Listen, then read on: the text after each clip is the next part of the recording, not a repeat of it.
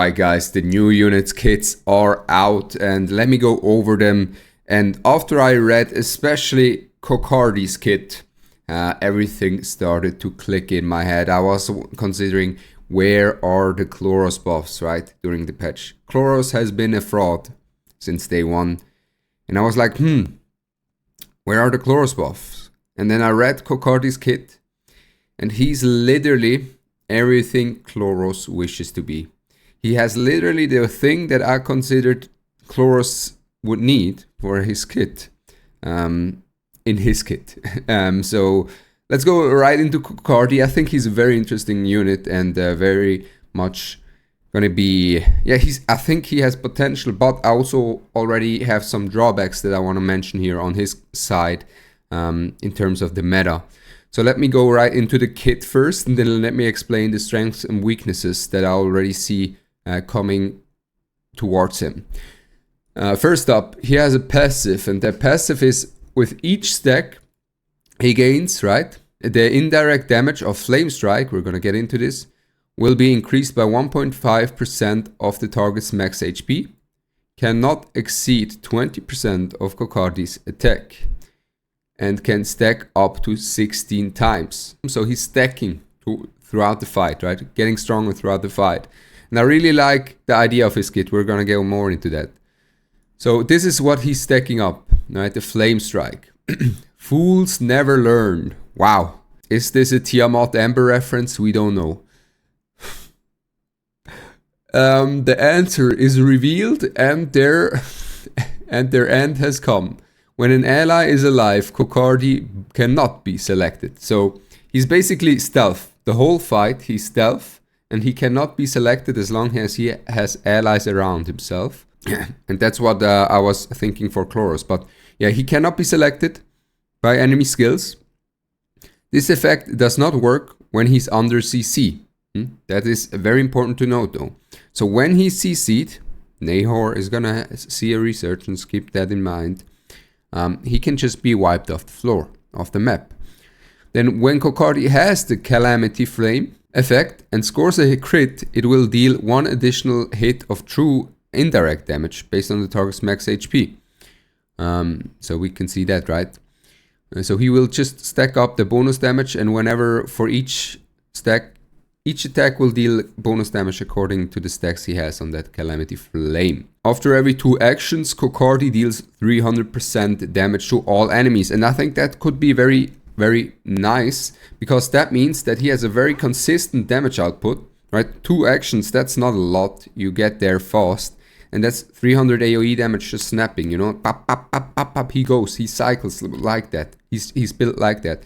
And considering he doesn't want to be CC'd, you probably want to drop something like a, you could consider Jackal, Bulwark Jackal on him, or something with Bulwark. The new shells have more Bulwark, so we'll have to see about the new shells as well, or Ouroboros maybe, and we'll have to see about that. But yeah, so there's that. And then he also increases all allies' turn meter by 20%, which is nice, and applies a crit rate buff for 2 turns. And then he also applies 2 stacks of Calamity Flame, so he stacks it up even further, the extra damage. And then we have Ember Weave, his ultimate. Pay up, huh? Pay up, lads, pay up. Basically, he applies a crit rate buff to himself and deals 360% damage to all enemies, and increases his turn meter by 35%, and applies 3 stacks of Calamity Flame to himself.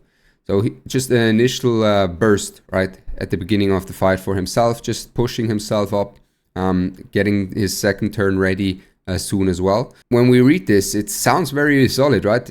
Pushing a turn meter, you have crit rate buff, you have damage, you have AoE damage, and I think that passive effect, you won't be countered from that. You can't be selected. It sounds very solid, but there's one big issue. And that is he's a red element unit, and I think that we're gonna have, and the thing is, the most oppressive AoE units, they're all blue. Tiamat, Shiada, and also Batsby, for example. Plus a defense break plus a freeze can get him dead very quickly. I'm looking at Nahor. And the main thing overall is going to be the Shiada. I think the Shiada is going to be very likely the apex predator of the new season. She's going to be the apex predator, and I don't think he's going to have a very good time against her, because she can overwhelm his stealth by just hitting insane AoE damage. She has a type advantage into him. She's tankier than him as well. And I think she's just going to be the apex predator of the season. She's going to be the new Tiamat. And I don't think he's going to have a very good time against her. And whenever Shiada's picked, you probably don't want to pick him. That's from what I read here. Now, as for his own damage output, we'll have to see, right? These are numbers. These are stacks. We can't really take much about without testing. If his damage is good, I think he's going to be a good option, an additional bruiser option, or just a turn, standard option as a DPS, because at the moment we just had 3 standard DPS with Tiamat, Rahu, Holden. Now we get more. We get Kokardi, we get Shiada, we get Born. A lot more options here. But like I said, the Shiada, I think, is going to be his biggest bane. And guess who just pulled it yesterday? That's right. Come on. My P0111 Shiada going to be a menace. But enough about Kokardi. Let's go into Mizusumi Aya. Mizusumi Aya. Now, Mizusumi Aya, a very weird kid, I'll be honest, guys. Very weird kid. Let's go right into it. First up, she performs a normal damage. After attacking, there's a 25% chance to reduce all enemies' skill cooldowns by 1 turn. Gambling, okay? Like, legit just gambling. Could be good for control players, right? Having that reduced skill cooldowns. But probably better to have a Mia to cycle the skills. Then close your eyes and feel the flow of melody. At the start of each turn, purifies 1 debuff. See, there's the thing, there's the other thing. From all allies, and heals them for 15% of their max HP upon successful purification. Now, 1 debuff, honestly, when you're playing against debuffers, they have like 4 or 5 debuffs stacked on yourself, and that's gonna be doing nothing. And the 15% HP heal for every time you have debuffs on you is not good enough for turn 2. So you're not gonna draft her in turn 2 for her healing and her purifying. I think, why would you go for that instead of an Infonial? And then her S3. Listen carefully. This melody's echo. Aya increases all turn meter by 40% and reduces all enemies' shell skill cooldowns by 1 turn. Whenever a unit dies, reduces this skill's cooldown by 2 turns. If the skill has no cooldown, increases Mizusumi Aya's turn meter by 80%. Now here's what's weird, right? Here's what's weird. What does that mean? What does that mean? Because the way I read it, which would be disgustingly broken, is if the skill has no cooldown, increases Mizusumi Aya's turn meter by 80%. Does that mean that at the beginning of the fight, she gets an 80% turn meter push? Because there's a dot here. I know some people said, but it's in combination. Whenever a unit dies, reduces the skill's cooldown by 2 turns. But these are 2 separate instances. So AI translation, where are we at here? If that's the case, then all of a sudden she would be a disgusting cleave unit, as she's always going to have turn 1 and pushes her entire team up with a non-attack skill by 40%, and you're just going to go, right? You're just going to go. If she doesn't do that, I think she's not good. But if she does do that, she's going to be insane for cleave.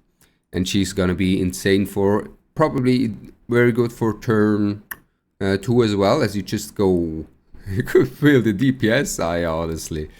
And just build her full DPS and cycle 80% every turn. Come on, pam, pam, pam, pam. And if your opponent doesn't have gigabytes, he's going to be cooked.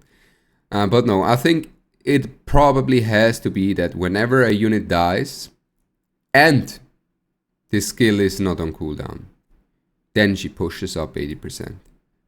That's my assumption here. Because if she pushes up 80% from the start of the battle, with a 40% push, there's a lot of shenanigans I could foresee, a lot of scuff things I could foresee. Maybe a full DPS Aya where you just hit everyone with your S1. and your 80% boosts, you know. Maybe a cleave, maybe insane cleave unit then, right? Immediately always having turn 1 with 0 speed, disgusting. Insane cleave unit then for the push up. The wording is weird, and it all comes down to this wording right here. I think the different things, like this one, right? This is something, meh, do I want that? I'd rather have something more consistent. And the same thing here, right? 1 debuff purified, only healing when I purify debuffs. If I only heal when I purify a debuff, yeah, I'm not too sure about Aya, guys. I'm not too sure. I think we'll have to see how she works first, right? There's some question marks in regards to her kit. I think Kokardi is more or less pretty straightforward. He looks very nice, but I think, like I said, Shiada is gonna be a bane to his existence most likely. But he still looks very solid, and we'll have to figure out builds and everything for him. And Shiada might just be a ban every ban and first pick every game anyway. So we'll have to see. We'll have to see how strong the Shiada is gonna be, and depending on how strong the Shiada is gonna be, will also matter a lot for Kokardi's strength as well, and how he can deal with a Shiada matchup or against an Ahor, you know, some CCs, all of a sudden just get him in trouble, right? Some CCs will definitely get him in trouble. So we'll have to see about that one on Kokardi's part. Gonna be interesting to see how things turn out at the end of the day. I'll pull for both of them. I previously didn't pull for the new units, always like the Nahor and stuff, and now I'm in at the point I just want to have all the units, and I'm ready for the buffed units, you know. And then I can tell you guys more about the strength and everything about these two units. This is my first impression. I think, like I said, Kokardi, I think I have some clear strengths and weaknesses already figured out in terms of matchups. I think he wants to be that scaling DPS, you know, who's gonna close out the games for you, and who's gonna become more and more of a threat the longer the fight goes. But Shiada, like I said. And then on Aya's part, a lot of question marks. She sounds more as an anti-cleave unit then. But even then, how are you going to use her as an anti-cleave unit, right? How are you going to use Aya as an anti-cleave unit?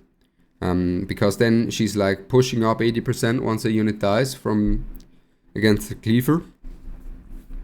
But Messiah, well, Messiah ignores cooldowns anyways, and if the cleaver doesn't play passives anyways, and if the cleaver doesn't play a Messiah, he's gonna combine it with CCs, and then the push up is not gonna matter as much when your units are CC'd anyways, because the 1 debuff dispel might just be a dot from Obel or a heal block or whatever, and on top of that, which unit is dead, you know, it also depends on that, right? If your DPS is dead from the cleaver, then it doesn't matter if you push up and push the rest of your team, game's gone.